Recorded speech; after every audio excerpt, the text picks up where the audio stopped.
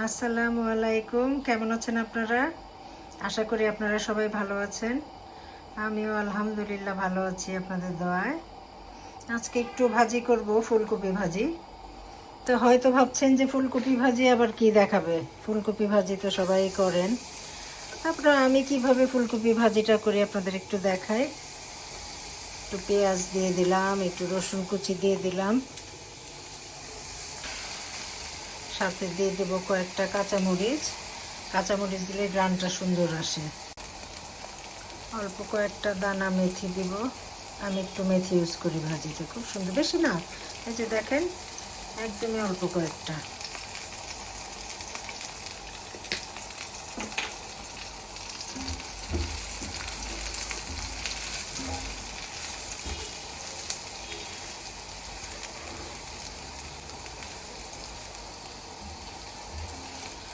আপনারা কে কি খেতে ভালোবাসেন আমাকে জানাবেন।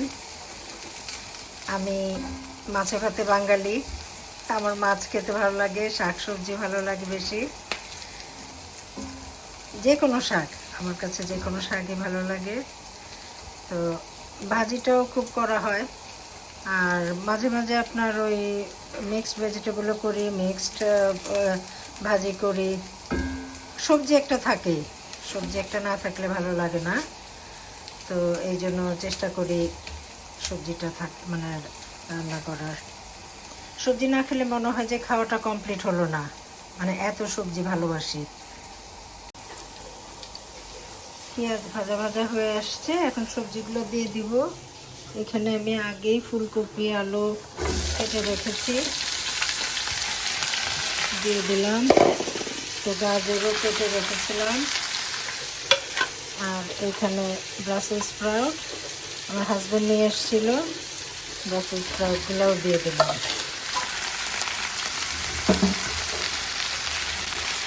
দেখুন কি সুন্দর, দেখতেই লোভনীয়।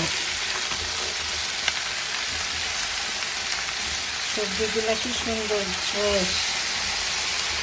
সব মিশিয়ে নেব, লবণ দেবো একটু।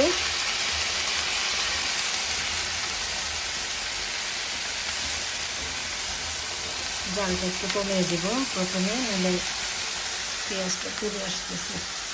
এখন একটু লবণ দিয়ে দেব, আপনারা আপনাদের পরিমাণ মতো দিয়ে নেবেন। ফুলকপিতে আবার একটু লবণ বেশি টানে, এটা আমি রান্না করতে গিয়ে আমার মানে আমি খেয়াল করেছি যে লবণটা একটু বেশি টানে ফুলকপিতে। অন্য সবজিতে তা হয় না, ফুলকপিটায় কেন যেন লাগে। আর এই যে দেখছেন ব্রাসেল স্প্রাউট 2 টুকরা করে নিয়েছি, আমার খুব ফেভারিট একটা ভেজিটেবল এটা। তো মাঝে মাঝে হাজব্যান্ড নিয়ে আসে, আসার সময় ওটা 2 মাস পর পরে আসে, আমার জন্য ব্রাসেল স্প্রাউট নিয়ে আসে, লং বিন নিয়ে আসে, বিভিন্ন রকমের ভেজিটেবল নিয়ে আসে।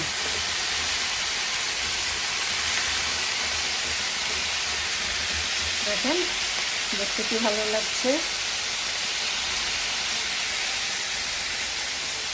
আপনারা ভাজি কীভাবে করেন আমাকে জানাবেন। আমি এই ভাজিটায় হলুদ দিব না, সাধারণত অন্যান্য ভাজিতে একটু হলুদ দেই। এই ভাজিটা সাদা সাদাই হবে, একটু ডিফারেন্টভাবে করছি আমার মতো করে আর কি, আমি এভাবে করি।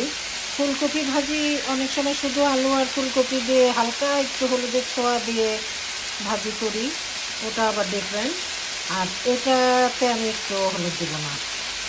এই যে অল্প একটু মেথি দিয়েছি, রসুন পেঁয়াজ দিয়েছি, এটাই হবে।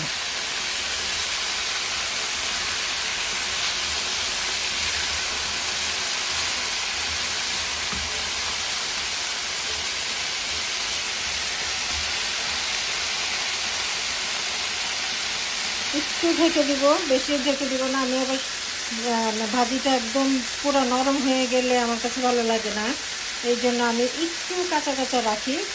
তো জাস্ট একটু কিছুক্ষণের জন্য ঢেকে দিব। আলুটা না দিলে হয়তো বা না ঢাকলেও চলতো, যেহেতু আলু দিয়েছি, আলুটা সিদ্ধ হওয়ার জন্য অল্প কিছুক্ষণের জন্য ঢেকে দিব। আসেন দেখা যাক ভাজির কী অবস্থা।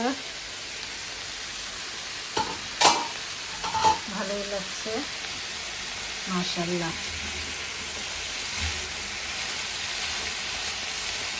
সঙ্গে আলু সিদ্ধ হয়নি, আলু একটু সিদ্ধ হোক।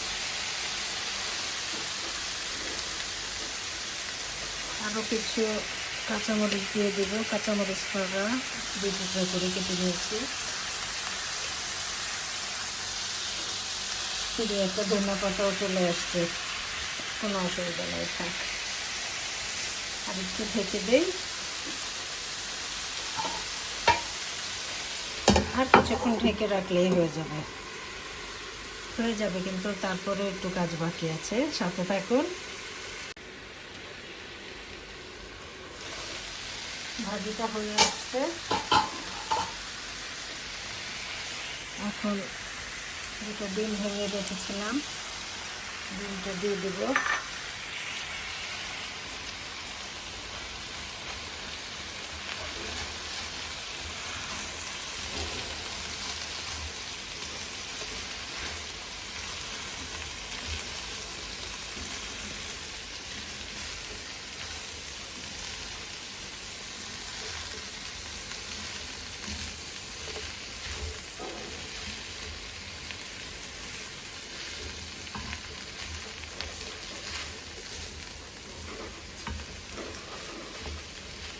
আপনারা কিভাবে ভাজি করেন আমাকে অবশ্যই জানাবেন।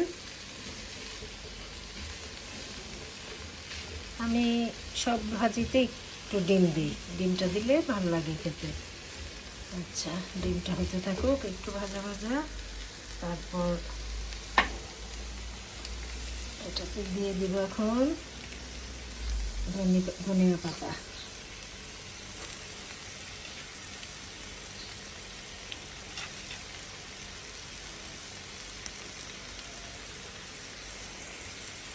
আর দিয়ে দেব স্বাদ বাড়ানোর সেই জিনিস যেটার কথা বলবো বলেছিলাম, একটু ঘি। 2 চামচ ঘি দিয়ে দিলাম, ফ্লেভারটা একদম চমৎকার আসবে, খুব ভালো লাগবে। যেই চামচের 2 চামচ দিয়েছি। বাস এবার একটু নাড়াচাড়া করে মিশিয়ে নেব।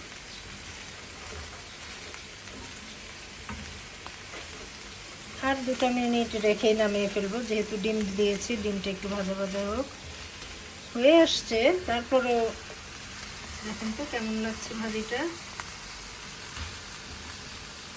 আপনাদের কেমন লাগলো আমাকে অবশ্যই জানাবেন, জানালে আমি অনেক খুশি হব। সবাই আমার সাথে থাকবেন, সাপোর্ট করবেন, সাবস্ক্রাইব করবেন। ভালো থাকবেন সবাই। আল্লাহ হাফেজ।